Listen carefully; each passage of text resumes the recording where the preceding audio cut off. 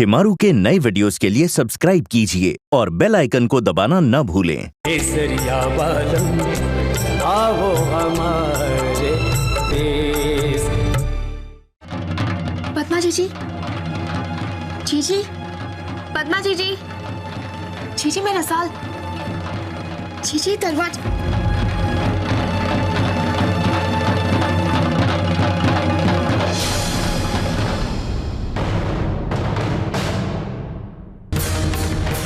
पद्मा जीजी, जीजी, जीजी क्या कर रही हो? रसान जा तू यहाँ से। जीजी नहीं, छोड़ो, छोड़ो जीजी, छोड़ो, छोड़ो जीजी, छोड़ो जीजी, छोड़ो, जीजी आप ऐसे ना कर सको। जीजी छोड़ दो, नीचे उतरो जीजी, नीचे उतरो, जीजी नीचे उतरो, क्या कर रही हो?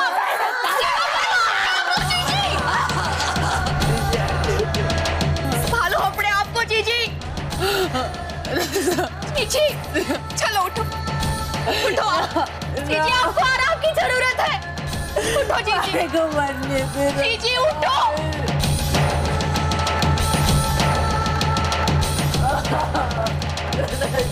संभालो अपने आप को।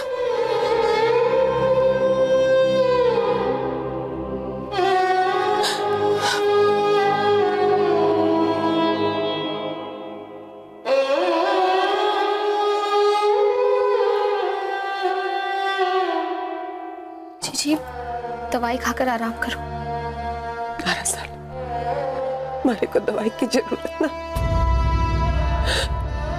थोड़ा सा जहर लाते मारे वास्ते। जीजी अरे समझाने के बाद भी आप हार मानो। अरे आपको देखकर ही तो मारे में हिम्मत आवे, और आप भी किसी बात को लेकर हार मानो। लीजिए दवाई।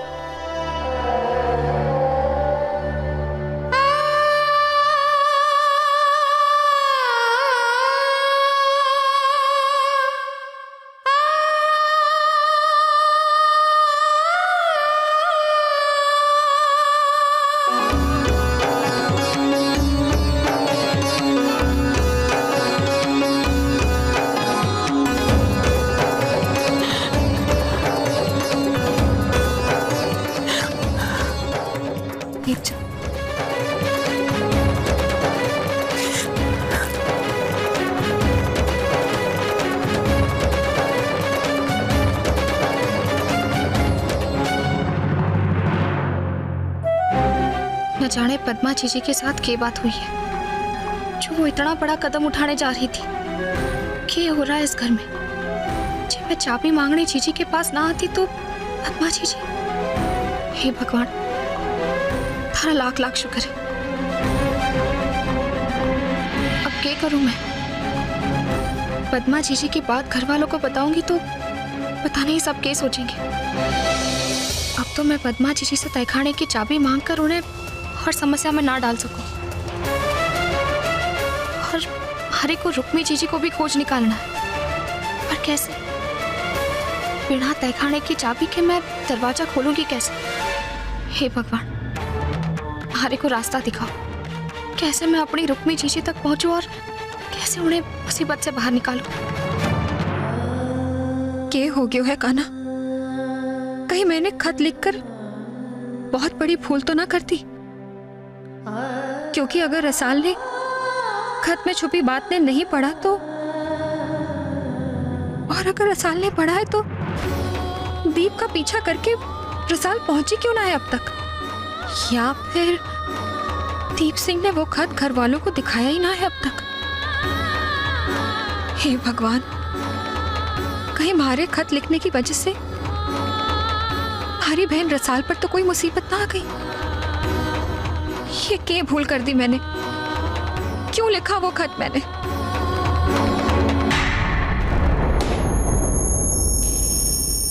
अरे भांजे किधर है यार? क्या कर रहा था तू इतना देर तक ठिकाने में? मैंने तो इस बोतल को निचोड़ के सारी पी लियो। बच्ची कौन है? मामू से और कितनी पीना चाहो आप? चलो पी लो। मारे को तो चढ़ गई है।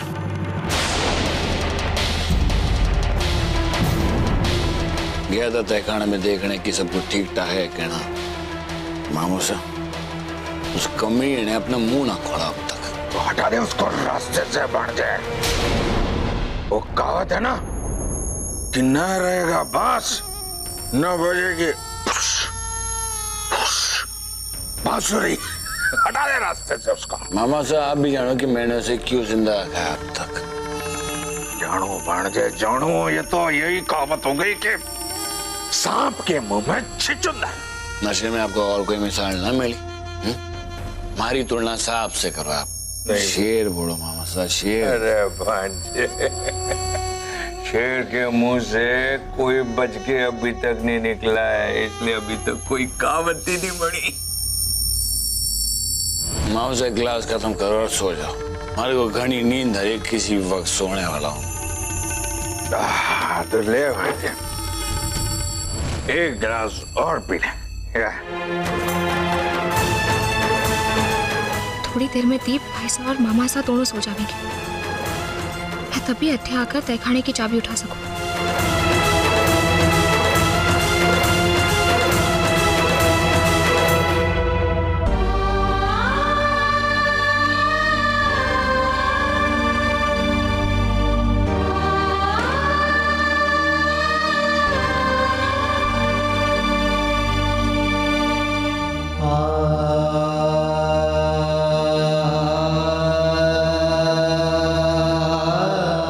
सर, मैं तुम्हारी मुझसे नाराजगी समझ सकता हूँ, लेकिन प्लीज भगवान के लिए खुद को इस तरह तकलीफ मत दो।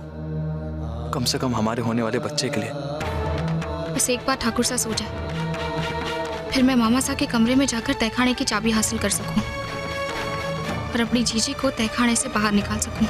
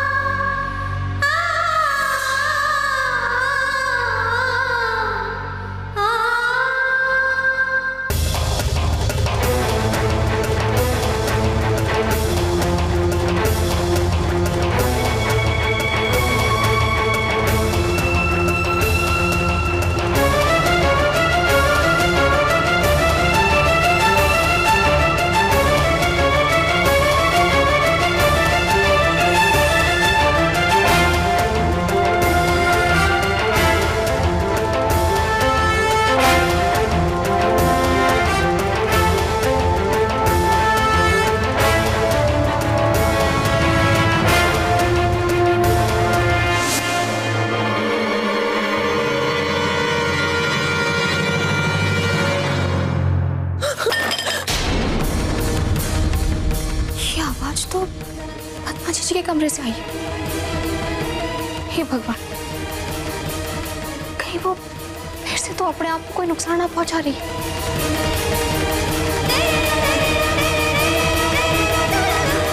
पद्मा जी,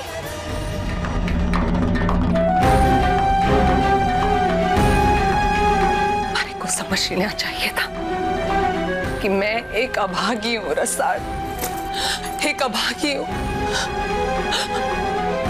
मेरे पास और कोई रास्ता ना है रसाल। दीप सिंह को तलाक देकर मैं अपने मायके भी तो ना वापस जा सकती। सब सोचने के बाद मैंने फैसला किया कि अब मर जाना ही सबसे अच्छा है। बस और कोई रास्ता ना बचा है रसाल, कोई रास्ता ना बचा है हमारे पास।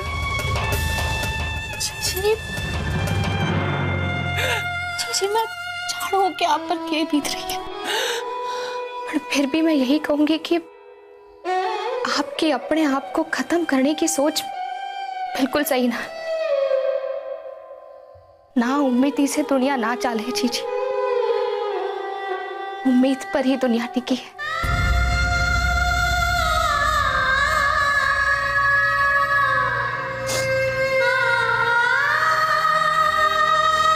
जानो जीजी, आपसे इस घर में मिलकर हर एक और रुक्मी जीजी को हौसला मिलता था कि इस घर में एक देवी स्वरूप जेठानी तो है जो अपना गम अपने सीने में छुपाकर दूसरों का दुख दर्द अपनी झोली में समेट लेती। जीजी, ऐसी घड़ी में आपकी हिम्मत टूट जाएगी तो हमें हिम्मत कौन देवेगा? बिना लड़े हार मान लेना तो सही ना है ना जीजी। जीजी आपने खुद कहा था ना कि जिस डॉक्टर के पास दीप भाई साहब आपको लेकर गए थे उसने चेकअप के बाद कहा था कि आप मां बन सको। आप तो खुद जाकर उस डॉक्टर से मिलने वाली थी, फिर आप क्यों ना गए उनसे मिलने?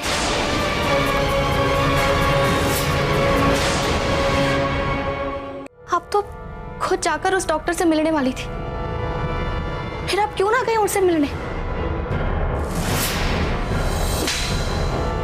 हमारे मना करने के बावजूद तूने उस डॉक्टर से अपॉइंटमेंट लेने की कोशिश की। भाई इस कोशिश से आपको इतनी तकलीफ काहे है? तकलीफ है क्योंकि थारी ये कोशिश का कोई फल नहीं मिलने वाला। थारी को एक बात कहानी समझ लेती कि तू बांझ है तू। अब मैं थारी से तलाक लेकर दूसरी बीवी ले आऊंगा। हमारे को कुंवर साहब की बात कुछ कुछ समझ में आने लग गई है। जब हमारे इलाज की बात कुंवर साहब से मैंने की तो उन्होंने मार कर, धमका कर, बांझ होने का ताना देकर मारे को चुप करा दिया और मैं चुपचाप वो ताने सहती रह गई। और चंचल मासा ने तुम्हारे से एक बार पहले ही कह दिया था कि जे मैं इस खानदान को एक वारिस ना दे पाई तो वो अपने छोरे का दूसरा ब्याह करने से बिल्कुल ना झिझकेंगी। हमारी समझ में आ रही है रसाल कि कुंवर साहब क्यों ना चाहते थे कि मैं डॉक्टर से जाकर मिलूं।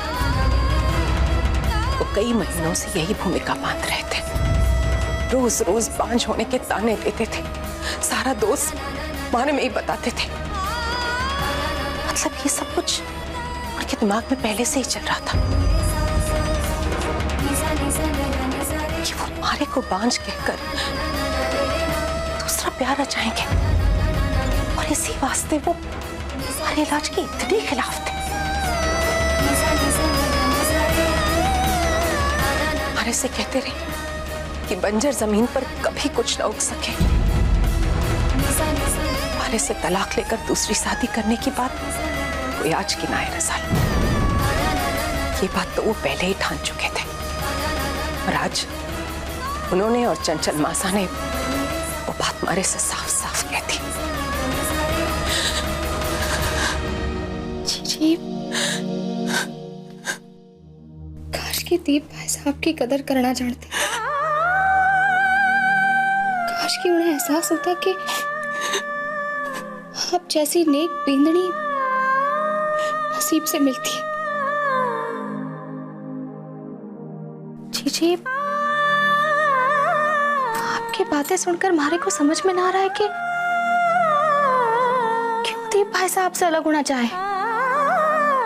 वो क्यों ना चाहे कि आपका इलाज हो, अपने पिता का सुख दे, उनके वंश को वारिस दे। हमारी तो कुछ समझ में ना आ रहा है। रसाल, अब हमारी समझ में आ रहा है कि इतनी महीनों से जो वो भूमिका बांध रहे हैं उसे अब अंजाम देने वाले हैं। और मैं आज तक अपने आप को कोसती रही कि भगवान तूने मारे को निसंतान क्यों रखा।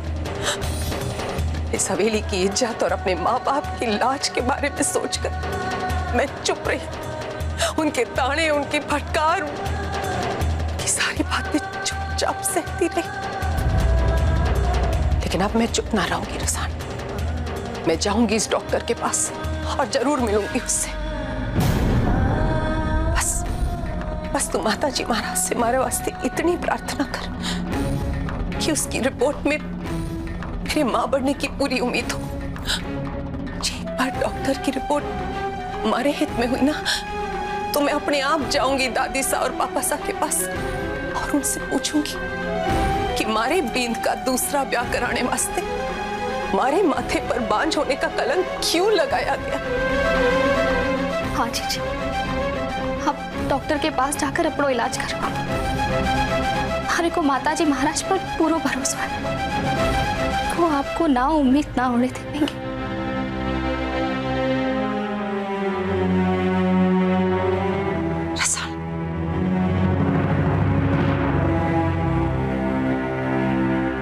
जीजी अब आप आराम कर लो।